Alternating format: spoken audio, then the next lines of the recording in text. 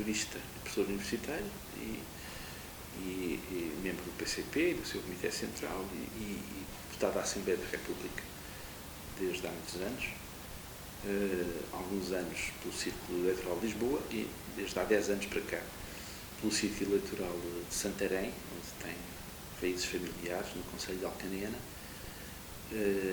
e que tenho procurado nestes anos representar o melhor possível aquelas que são as aspirações das populações do distrito de Santarém, sem nunca esquecer, evidentemente, que o mandato da Assembleia da República é um mandato nacional e, portanto, temos preocupação de defender o interesse nacional, portanto, aquilo que consideramos que é o interesse dos trabalhadores e do povo português e, portanto, integrado no grupo parlamentar do PCP, tenho procurado fazer o melhor possível a esse nível. O que é que o motiva a candidatar-se? Vai ser o terceiro mandato do Círculo de Santarém, não é? Desde 2009, exatamente, que tenho deputado pelo Círculo Eleitoral de Santarém. Este Era essa a pergunta. O que é que o motiva a candidatar-se a este quarto mandato aqui do Círculo Eleitoral de Santarém? A mesma motivação que tive desde o primeiro, ou seja, o objetivo de procurar servir as populações e corresponder à confiança que o PCP e a CDU em mim depositam, de continuar a exercer esta função. Não vejo esta função como uma carreira, ser deputado não é uma carreira, é uma decorrência de uma atividade militante que eu já desenvolvia muito antes de ser deputado e que desenvolvo desde muito jovem e que teve uma continuidade natural com o convite para integrar as listas e o grupo parlamentar e para ser eleito na Assembleia da República e, portanto, procuro desempenhar essa função melhor que sei, como desempenharia uma outra função que me fosse proposta e em que meus camaradas entendessem que a minha contribuição poderia ser útil. Já conhece muito bem o distrito, tem acompanhado muitos problemas deste distrito, são muitos, mas se eu pedisse para eleger uma prioridade entre as muitas que há, uma que seja mais transversal, qual seria a sua prioridade aqui para o distrito? Eu diria que há duas preocupações centrais. Uma delas, eu diria que é comum ao resto do país, outra tem alguma especificidade. Agora, seja problema também comum, mas tem especificidade. E aquilo que eu acho que é o problema comum é que nós continuamos a ser um país de baixos salários. E é com grande preocupação que nós vemos neste distrito, que é um distrito relativamente industrializado, é um distrito importante do ponto de vista até da indústria agroalimentar, designadamente, tem grandes unidades industriais, como o MF, como a Renova, como, enfim, e como a Drinkin, como várias empresas. Enfim, tem uma indústria de cortumes com muitas unidades industriais, mas continuamos a ter muito baixos salários.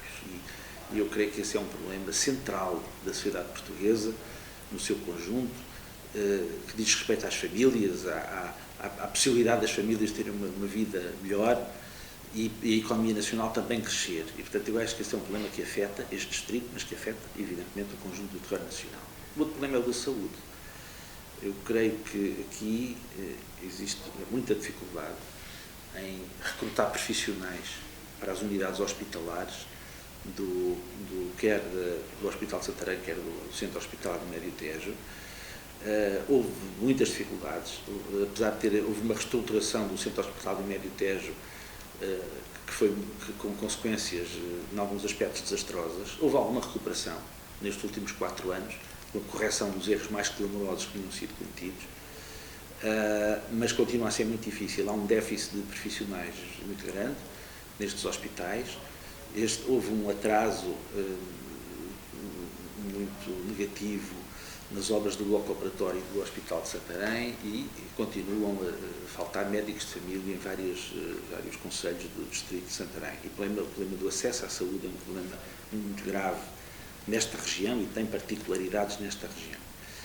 E tudo isso é agravado pelo facto de haver um déficit grande deste distrito em matéria de acessibilidades, designadamente de acessibilidades rodoviárias.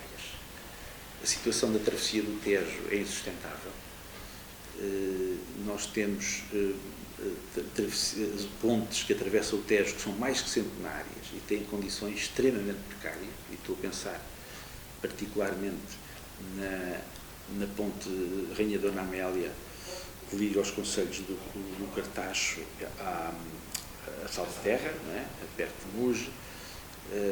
Estou-me a lembrar da ponte em Constância, estou-me a lembrar da ponte que liga a Chamusca a Golgã, que são estrangulamentos muito graves na necessária fluidez da travessia do Tejo. E depois temos também o problema da Estrada Nacional 118, que acompanha o Tejo pela margem sul e que vem desde Alcochete até Abrantes, atravessando praticamente todo o distrito de Santarém, em que o trânsito, com um intenso trânsito pesado, que passa pelo interior das localidades. E, portanto, temos situações de localidades que são atravessadas diariamente por milhares de veículos pesados, porque há grandes indústrias, designadamente na região de Abrantes, temos a Mitsubishi de Tramagal, temos o Parque do Relvão, não é? Temos da Resiteres, temos unidades militares.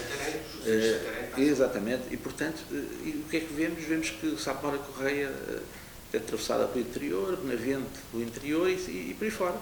Salvaterra de Magos, Muge, Almeirim, Alpiarça, Chamusca, e portanto com um intenso trânsito pesado, sem que sejam construídas as necessárias variantes para afastar pelo menos o trânsito pesado, o trânsito de passagem do interior das localidades. E portanto há muito para fazer, quer no plano social, quer no plano das infraestruturas. Se for eleito, e tudo indica que será eleito, qual será a sua primeira iniciativa como deputado? Vamos ver, há uma matéria que suscita uma grande preocupação imediata, que não é nova, mas que teve um súbito agravamento há poucos dias, que é o problema da poluição de Alcanena. Tive a oportunidade de estar em Alcanena no fim de semana passado e de cheirar o ambiente, e utilizo intencionalmente o termo cheirar, que indica que houve um agravamento das condições de vida naquele concelho. Há um cheiro, enfim, muito intenso, muito desagradável, e as pessoas queixam-se com muita razão. É uma situação que temos vindo a acompanhar há vários anos. Eu próprio estive presente numa reunião convocada na Câmara Municipal sobre esse problema, estive presente em reuniões na altura com o Ministro responsável pela área do ambiente, ainda no tempo do governo PSD-CDS, em que foi assumido o propósito de obter fundos comunitários para fazer investimentos, para resolver aquele problema que se arrastava. Houve investimentos feitos com fundos comunitários. Esses investimentos eram geridos por uma associação que envolvia os empresários e, portanto, que era uma solução que não era a desejável, ou seja, porque a Austria, como diz o povo, era um pouco, diziam as pessoas em Alcanena que isto era como ter a raposa a guardar o galinheiro, não é? Na medida em que as indústrias eram responsáveis pela poluição e eram elas que estavam encarregadas de resolver o problema, que não se resolveu. A Câmara decidiu assumir essa empresa, não é? Municipalizá-la, que é uma solução com que nós concordámos, dado que a situação que não estava a dar bons resultados, a situação anterior. Nós verificamos que a situação se agravou nos últimos dias.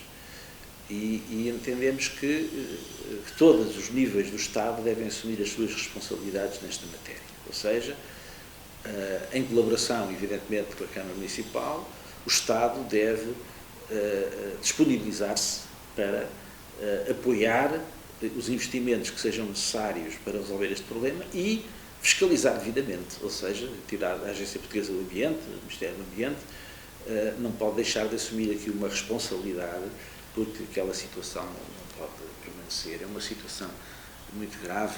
Há décadas que o povo luta contra a poluição do Alviela, foi uma das grandes reivindicações, e marcar o pós-25 de Abril, foi a criação de uma comissão de luta e que se permitiu obter resultados.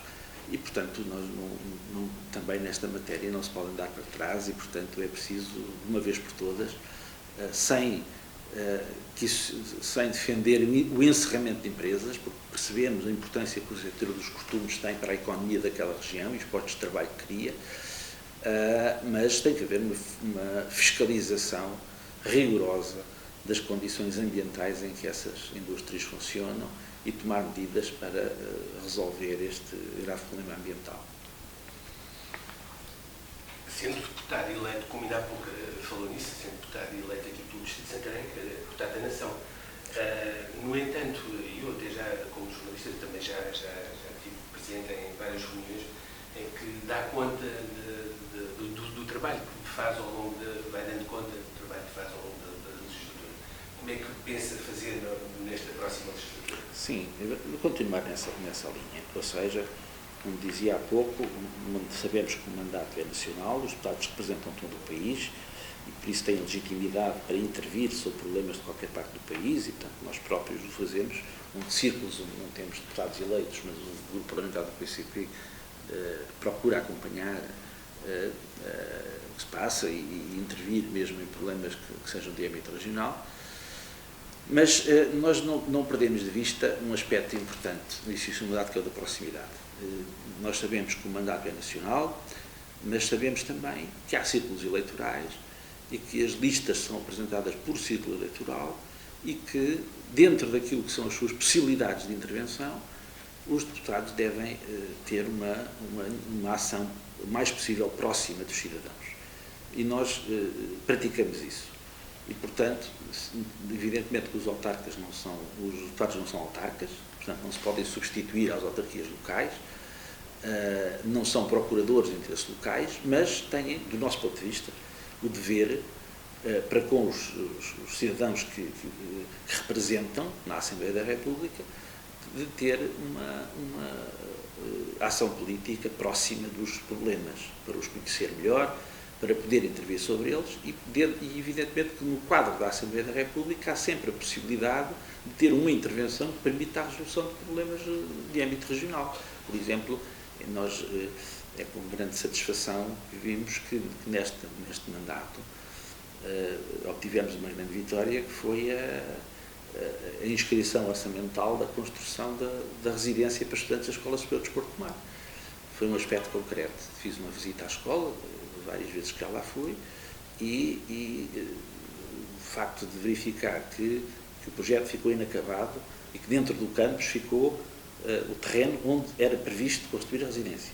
Que há dezenas de estudantes que todos os anos abandonam a escola porque não têm condições de alojamento que as suas famílias possam suportar, e tivemos um empenhamento muito forte com aquele objetivo concreto, ou seja, de primeiro que fosse aprovada uma resolução e depois que isso tivesse tradução numa dotação orçamental. E isso foi conseguido e, portanto, esperamos que ainda este ano a obra seja lançada, que é um motivo de satisfação e que permite, que demonstra que é possível, mesmo no quadro da Assembleia da República, conseguir alguns sucessos com consequências imediatas na vida das pessoas, numa perspectiva de proximidade.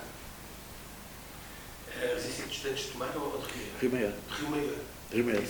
Disse Tomar. Foi um lapsus de língua. Talvez por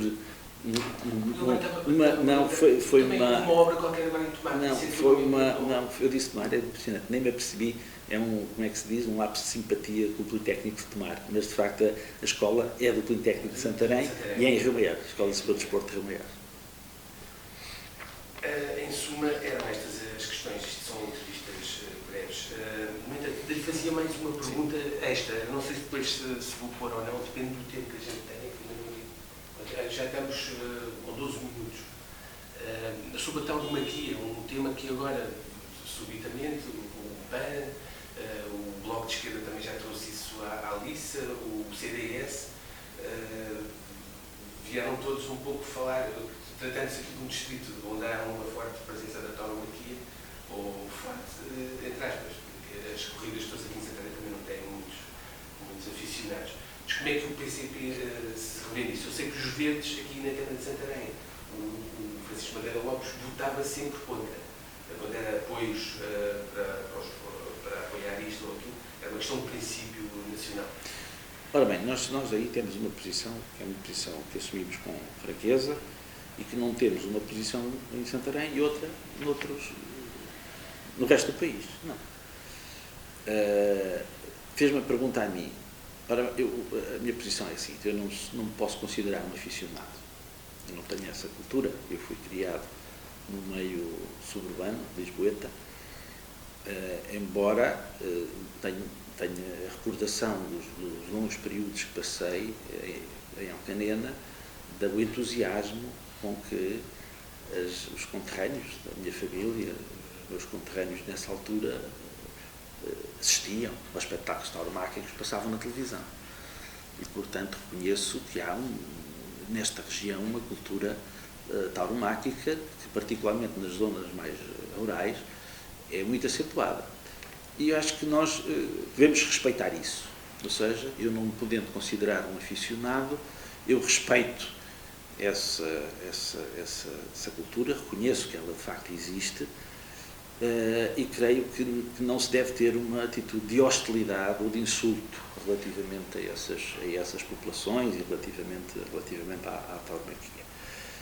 Portanto, considero que, evidentemente, é perfeitamente legítimo as pessoas que defendam posições de que não se deve apoiar, das touradas, que discordem, que não queiram assistir a espetáculos tauromáquicos, é uma posição absolutamente legítima, mas eu acho que deve haver uma posição de tolerância relativamente a ambas as posições.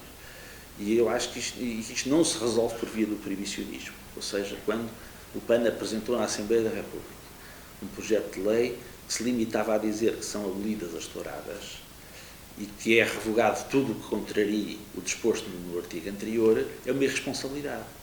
É uma irresponsabilidade, desde logo, porque é um projeto de lei que não é projeto de lei nem é nada, que seria absolutamente inexequível, e que dá a entender até que foi feito com o objetivo de ser rejeitado, não é? Portanto, eu creio que isso são atitudes irresponsáveis. E, portanto, eu acho que se deve pugnar